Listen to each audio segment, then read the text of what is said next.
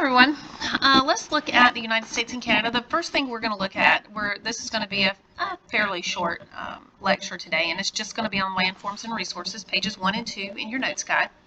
And I'm going to go through this because you're going to be using the notes to do your classwork, and that's what we're going to begin to do, okay? I'm going to use the map. I'm going through the notes. I'm pretty much reading from the notes guide. I'm not reading, but I'm going in that order. But I am going to use the map, and this is the reason why we do the map, so we can see these landforms, and the reason why I had you coloring it the way you did is part of it. And I don't know if I explained that very well.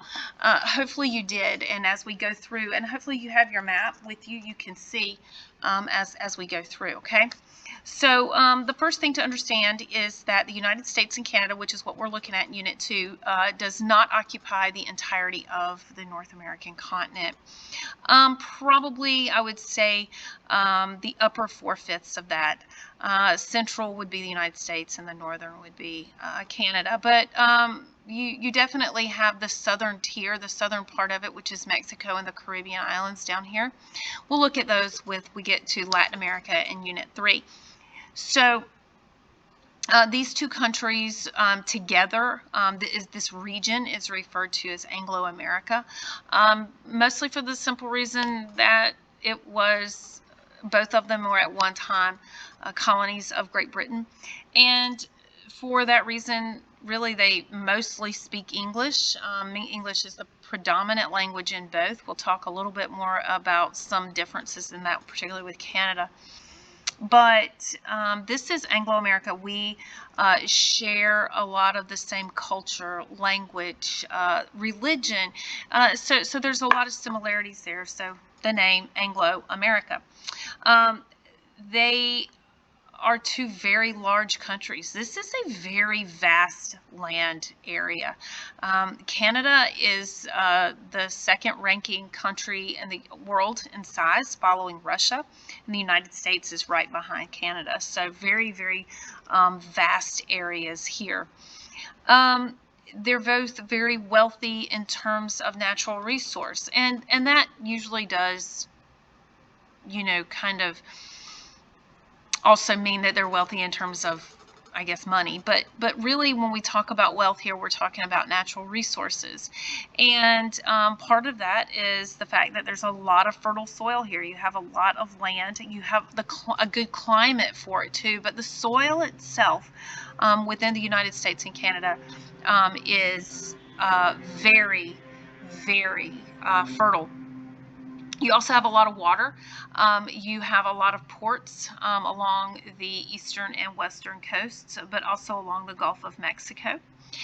You also have these river systems that flow inland, and if you look at how vast they are, not only had you label the Mackenzie River and the St. Lawrence River in Canada, but look particularly over here in the western part, you got a lot of rivers within Canada, like I said, that you didn't necessarily have to label, but that are there.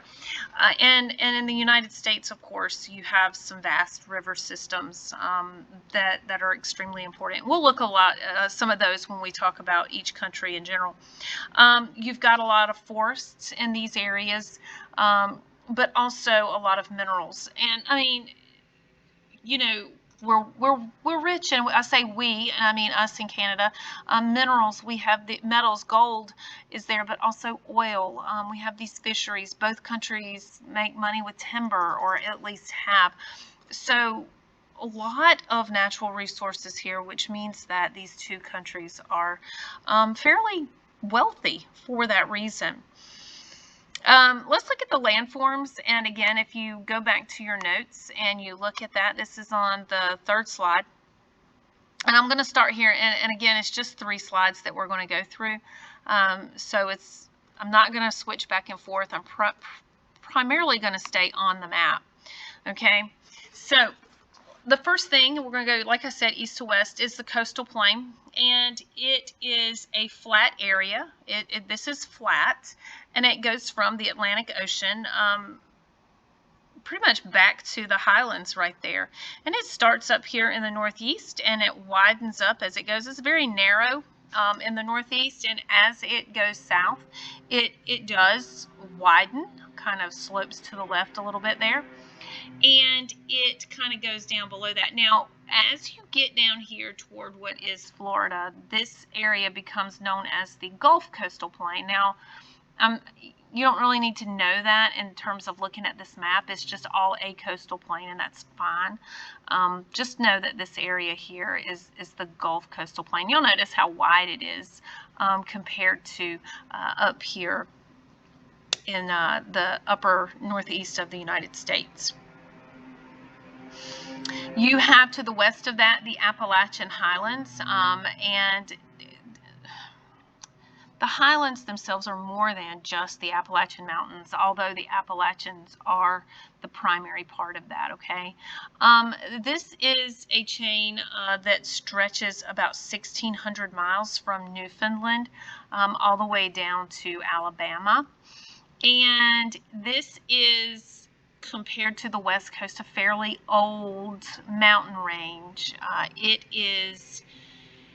That's not to say that it isn't rugged, but it is nowhere near as rugged as what we would see over here in this western area.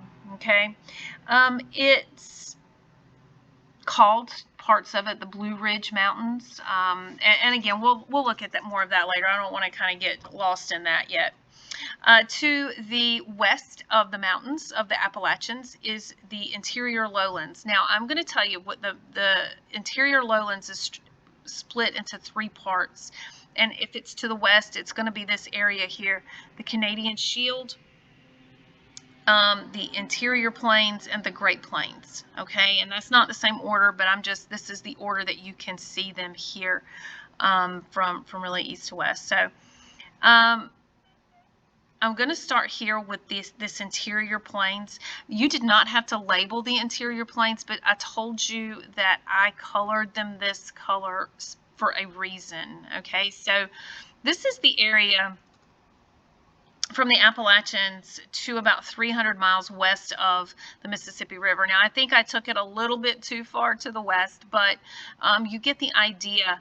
That this is a fairly vast area itself, and it stretches up into Canada. But this, like I said, this is the area you didn't really have to color, but I did it. And this is another highland area that we really aren't paying much attention to right now. To the west of that is the Great Plains.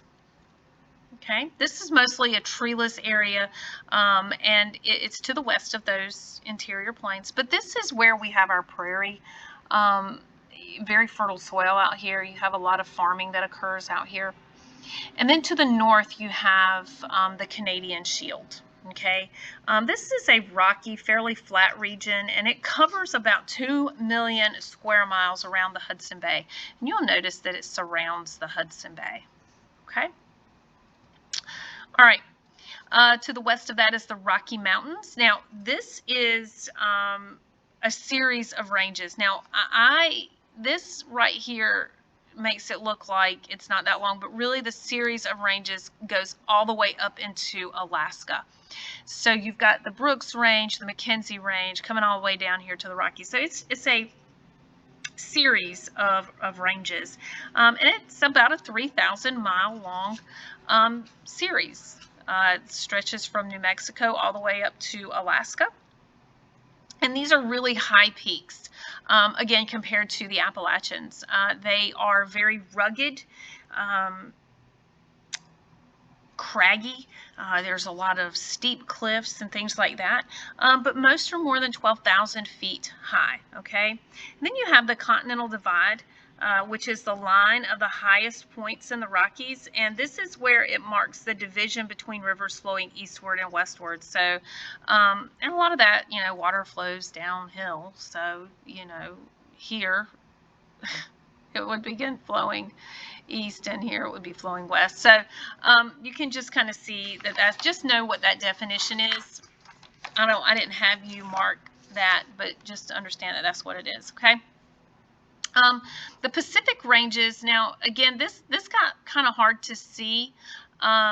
This area down here, these themselves, this whole area here is the Pacific Ranges, and these are the ones that parallel, kind of run parallel to the Pacific Ocean. And you've got the Sierra Nevada down here. You've got the coastal ranges and the coastal mountains here. The Cascades are over in here, all the way up to the Alaska ranges. So there's a big area here. Got a lot of earthquakes here. Again, that makes sense. This is a fault line. You've got your San Andreas Fault down here. And really that's what led to the creation of these mountains is earthquakes. So a lot of earthquakes in this vicinity. And in between those Rocky Mountains, those ranges, the Rockies and the Pacific ranges, you've got a lot of those steep cliffs. You've got these deep canyons like the Grand Canyon. You've got lowland desert areas. And this is the area that makes up the Great Basin. You got a lot of basins in here, but this is the Great Basin, okay? And again, we talked about what a basin is, and it's like a bowl. And if you look at this, it makes sense that you've got something that's like a bowl. Finally, you've got the islands, and I haven't named them all in your notes, but you've got this series of islands in the northernmost lands in Canada, near the Arctic Circle, and that's Queen Elizabeth Islands, and you also have Newfoundland.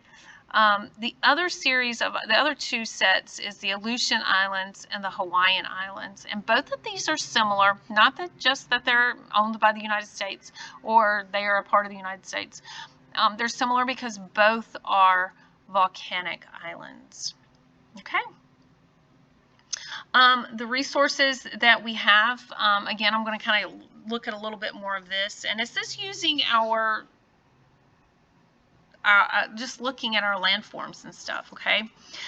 We're bordered, the United States and Canada is bordered by 3 oceans. You have the Atlantic over here to the east, the Pacific, and in the north you have the Arctic.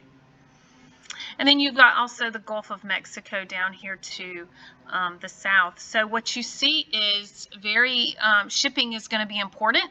Shipping is going to be necessary, but also fishing. You got a lot of fisheries in these areas.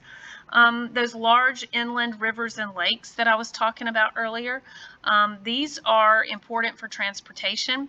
Irrigation, particularly out here in these where you've got these desert areas. Irrigation is going to be really important for agriculture. Hydroelectric power, you've got the Hoover Dam, but you've also got a lot of hydroelectric power up here too in the north. But you also have fresh water is abundant, as are all of those fisheries. You have 8 of the world's 15 largest lakes in the United States and Canada. You've got the Great Lakes, Superior, Michigan, Huron, Erie, and Ontario. Remember, you need to know those. You've got the Mississippi River that runs almost the length of the United States, and it is a part of the continent's longest and busiest river system, which you think Missouri and Ohio. Tennessee River isn't even on here, but you know that's a part of it. So there's a lot that you just can't see. And then you have the largest river, and I did not shade that blue, and I should have, but you have the Mackenzie River in Canada. I mentioned the fertile soil, and this has really made North America the world's leading food exporter for that reason. Looking at forests, about 1/2 of Canada is covered by woodlands, and about 1/3 of the United States is covered by woodlands. So you're looking at, again, vast areas of forests.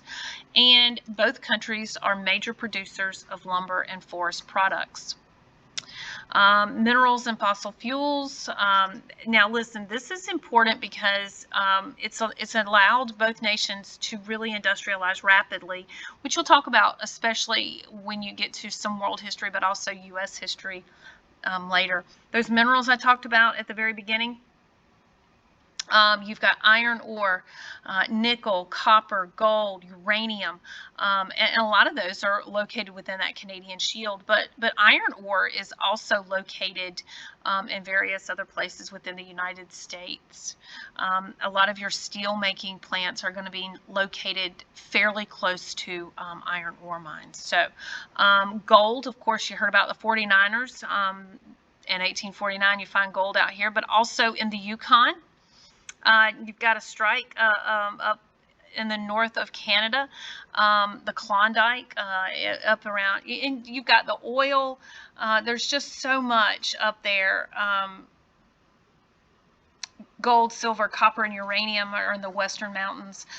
Both nations also have large deposits of coal, natural gas, and oil, as well as various other things. So United States and Canada, very, very wealthy. So make sure that your notes are correct. And if you have any questions, tell me, ask the question. This is posted. So if you need anything, definitely let me know. You can send me a message in Canvas. Just make sure you got everything right.